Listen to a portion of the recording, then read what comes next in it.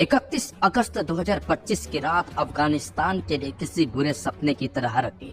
किसी ने नहीं सोचा था कि अचानक से एक भूकंप का झटका आएगा और हजारों लोगों की जान ले लेगा।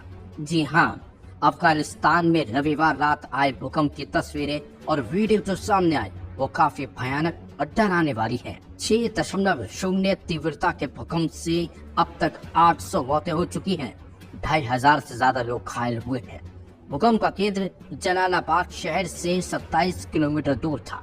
लेकिन सवाल यह है कि रिक्टर स्केल पर 6 तीव्रता वाले भूकंप दूसरे देशों में भी आए, लेकिन मौतों का आंकड़ा इतना नहीं था। न ही अफगानिस्तान में हाई राइज बिल्डिंग है।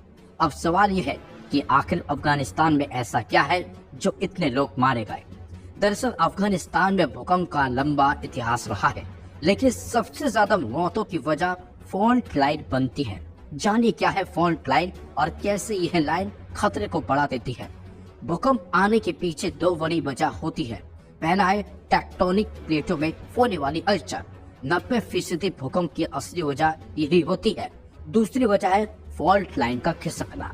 आसान भाषा में समझे तो जमीन की गहरी दरारों में हलचल, इसके अलावा ज्वालामुखी विस्फोट के कारण मैग्मा दबाव बनाता है और जमीन हिल जाती है। अफगानिस्तान के मामले में भूकंप के बाद मौतों का बड़ा कारण फॉल्ट लाइन को कहा जा रहा है।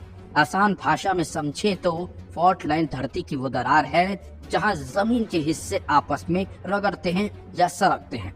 जहां पर ऐसा ज्यादा होता है वहीं आने वाले भूकंप ज्यादा तबाही लाते हैं। विशेषज्ञ कहते हैं कि फॉल्ट लाइन पर भूकंप ज्यादा आते हैं। भूकंप लाने वाली टेक्टोनिक प्लेट हर साल कुछ सेंटीमीटर खिसकती है। इनमें बीच में एनर्जी पैदा होती है। जब ये एनर्जी अचानक रिलीज होती है तो जमीन हिलती है। यही भूकंप की वजह बनती है। ब्रिटिश जियोलॉजिकल सर्वे के भूकंप वैज्ञानिक ब्राउन बैप्टी कहते हैं जी, अफगानिस्तान का जानलेवा भूकंप दुनिया की सबसे शक्तिशाली और एक्टिव भूकंपीय शक्तियों में से एक का परिणाम था।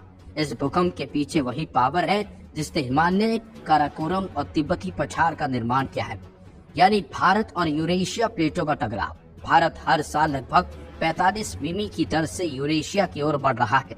यह टकराव क्षेत्र पृथ्वी के सबसे भूकंपीय रूप से सक्रिय क्षेत्रों में से एक है, जो हर साल दुनिया भर में जारी होने वाली सभी भूकंपीय ऊर्जा का लगभग 15% तक पैदा करता है। इस भूकंपीय क्षेत्र में मौजूद उत्तर पूर्वी अफगानिस्तान भूकंपों के इतिहास के लिए जाना जाता है। इस क्षेत्र में 1900 के बाद से 7 तीव्रता के 1 दर्जन से ज्यादा भूकंप आ चुके हैं।